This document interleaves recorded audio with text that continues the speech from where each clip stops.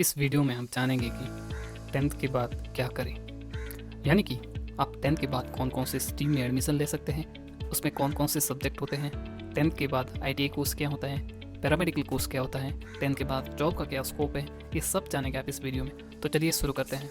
10th class complete कर लेने के बाद आपके पास बहुत सारे करियर विकल्प होते हैं। अब 10th क्लास के बाद साइंस स्ट्रीम के अंदर आप मेडिकल, नॉन मेडिकल या आप बोथ स्ट्रीम को चूज़ कर सकते हैं। आप 10th के बाद कॉमर्स स्ट्रीम को चूज़ कर सकते हैं। आप 10th के बाद आर्ट्स या ह्यूमैनिटीज़ को चूज़ कर सकते हैं। पॉलिटेक्निक कोर्स कर सकते हैं, ITI कोर्स कर सकते हैं, पैरामेडिकल कोर्स कर सकते हैं। और अगर आप 10th के बाद जॉब करना चाहते हैं तो आप 10th के बाद प्राइवेट और गवर्नमेंट सेक्टर में जॉब भी कर सकते हैं। आगे आने वाली स्लाइड में हम इन सभी के बारे में एक एक करके जानेंगे।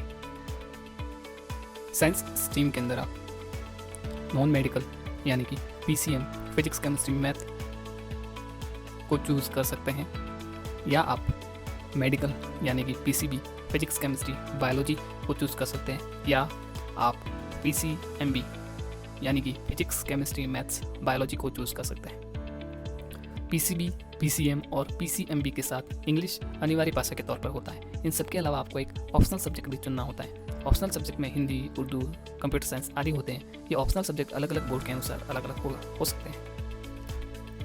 साइंस स्ट्रीम के साथ हाई स्कूल खत्म करने के बाद आपके पास करियर के व्यापक अवसर होते हैं। List of courses after 12th science PCM। PCM के बाद आप BTech 4 ईयर्स का कोर्स होता है वो कर सकते हैं। आर्किटेक्चर कर सकते हैं। बैचलर ऑफ कंप्यूटर एप्लीकेशंस का कोर्स कर सकते हैं। BCA, BSc कर सकते हैं जो 3 ईयर्स का कोर्स होता है। BCom कर सकते हैं। CA कर सकते हैं। B प्लानिंग का कोर्स कर सकते हैं। BDS कर सकते हैं। BA कर सकते हैं जो कि आमतौर पर आर्ट्स स्ट्रीम के स्टूडेंट्स करते हैं।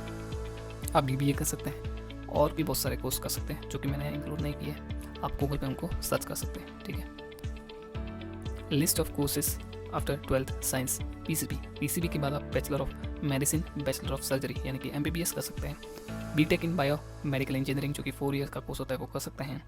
बैचलर इन साइकोलॉजी में अपना करियर बना सकते हैं जो कि 3 ईयर्स का कोर्स होता है।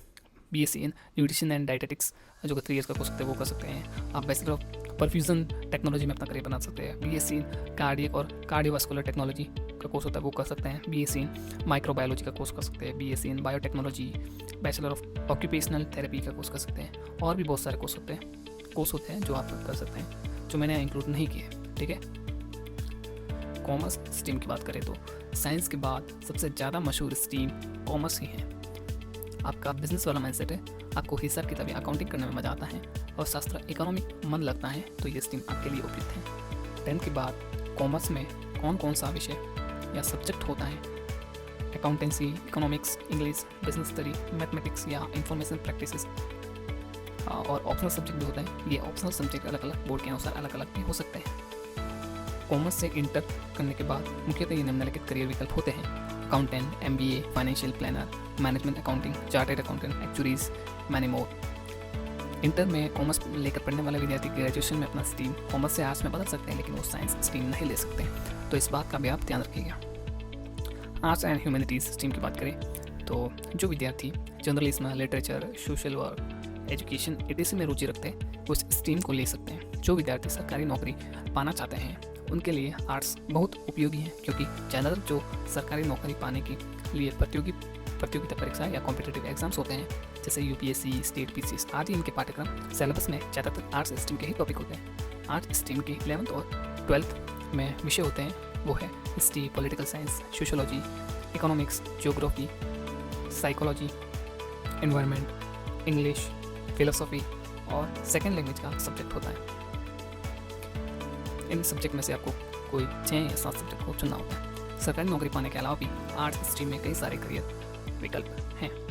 आप आर्कियोलॉजी में अपना करियर बना सकते हैं, एंथ्रोपोलॉजी में बना सकते हैं, इकोनॉमिस्ट बन सकते हैं, जर्नलिस्ट बन सकते हैं, जियोग्राफर बन सकते हैं, आप टीचिंग में अपना करियर बना सकते हैं, आप लॉयर बन सकते हैं, हॉस्पिटलिटी में अपना करियर बना सकते हैं, आप फैशन डिज़ाइनिंग में अपना करियर बना सकते हैं, ट्रैवल एंड टूरिज्म इंडस्ट्री में अपना करियर बना सकते हैं। 11th-12th अगर आप आर्ट्स स्ट्रीम से करते हैं तो आप ग्रेजुएशन में अपना स्ट्रीम को चेंज नहीं कर सकते, ठीक है।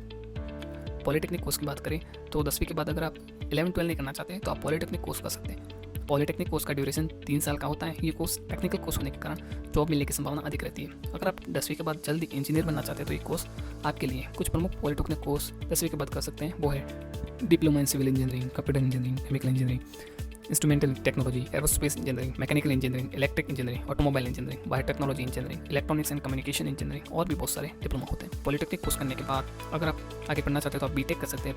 आपको डायरेक्ट बीटेक के सेकेंड ईयर में एडमिशन मिलेगा, पर यह सुविधा IITs में नहीं है। ITI कोर्स, ITI पाठ्यक्रम ऐसे पाठ्यक्रम है जो तकनीकी और गैर तकनीकी क्षेत्रों में एक छात्रों को प्रशिक्षित यानी कि ट्रेनिंग देने के लिए है। ITI प्रवेश 10वीं कक्षा के ठीक बाद कमाई के अवसर प्रदान करता है। ये कोर्स वोकेशनल ट्रेनिंग कोर्स है जो निजी और सरकारी क्षेत्रों में नौकरी पाने के लिए आवश्यक कौशल प्रदान करते हैं। ये कोर्स 6 महीने से लेकर 2 साल तक के हो सकते हैं। पाठ्यक्रम की अवधि पाठ्यक्रम के प्रकार और इसकी प्रकृति पर निर्भर करती है। कोर्स स्ट्रीम और ड्यूरेशन को यहाँ आप देख सकते हैं। मैन्युफैक्चर फुटवेयर का कोर्स है जो कि नॉन IT कोर्स है, वो 1 साल का कोर्स होता है। सिविल इंजीनियरिंग का कोर्स है जो कि 2 साल का होता है। इलेक्ट्रिशियन इंजीनियरिंग जो का कोर्स है वो 2 साल का होता है। डीजल मैकेनिक इंजीनियरिंग का कोर्स है वो 1 ईयर का होता है। पेंटर का जो नॉन IT का कोर्स है वो 2 साल का होता है। कंप्यूटर हार्डवेयर एंड नेटवर्किंग का जो कोर्स है वो 2 साल का होता है। मैंने कुछ ही कोर्सों को इंक्लूड किया है। इसी तरह के बहुत सारे कोर्सेज होते हैं, आप उनको गूगल पे सर्च करके देख सकते हैं। पैरामेडिकल कोर्स, आपका सपना अगर हेल्थ केयर सेक्टर में जाना है तो 10th के बाद हेल्थ केयर सेक्टर में जाने का एक बहुत ही आसान रास्ता है। पैरामेडिकल कोर्स उन मेडिकल कोर्स में से एक है जिन्हें आप बिना नीट क्वालिफाई किए कर सकते हैं। 10th के बाद 2 तरह के पैरामेडिकल कोर्स होते हैं, सर्टिफिकेट कोर्स और डिप्लोमा कोर्स। 10वीं कक्षा के बाद उपलब्ध कुछ पैरामेडिकल पाठ्यक्रमों की सूची यहाँ दी जा रही है। सर्टिफिकेट कोर्स की बात करें तो कोर्स नेम, ड्यूरेशन और फीस को आप देख सकते हैं। सर्टिफिकेट इन फिजियोथेरेपी जो कि 2 साल का कोर्स होता है। सर्टिफिकेट इन मेडिकल लेबोरेटरी जिसमें आप 3 से 6 महीने का कोर्स होता है। 5,000 से 1 लाख के बीच उसकी फ़ीस होती है। इसी तरह आप देख सकते हैं सर्टिफिकेट कोर्स को। और डिप्लोमा कोर्स को भी आप देख सकते हैं। डिप्लोमा इन चाइल्ड हेल्थ जो कि 1 से 2 साल का कोर्स होता है। 6,000 से 1,28,000 की फ़ीस होती है। ठीक है, इसी तरह आप डिप्लोमा कोर्स को देख सकते हैं। अब बात करते हैं जॉब की।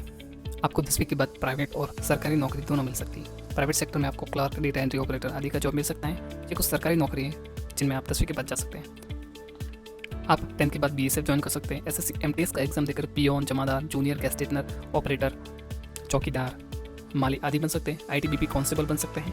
CRPF कांस्टेबल बन सकते हैं। पुलिस कांस्टेबल ज्वाइन कर सकते हैं। इंडियन रेलवे में आप जॉब पा सकते हैं। पोस्ट ऑफिस में भी जॉब पा सकते हैं। सरकारी नौकरी में जॉब सिक्योरिटी रहती है, वेतन भी अच्छा मिलता है और कुछ नौकरी में रिटायरमेंट के बाद पेंशन भी मिलती है। इसलिए प्राइवेट के बजाय सरकारी नौकरी की ओर जाना आपका एक अच्छा फैसला हो सकता है। आप अगर पैसे या समय की परेशानी से 10वीं के बाद पढ़ाई छोड़ रहे हैं तो आप डिस्टेंस एजुकेशन के जरिए अपनी पढ़ाई जारी रख सकते हैं। इसकी फ़ीस भी कम होती है। इसमें आपको कभी कभी ऐसे परीक्षा देने जाना होता है, इसमें आपके पास काफ़ी समय रहता है, तो आप पढ़ाई के साथ साथ कमाई भी कर सकते हैं।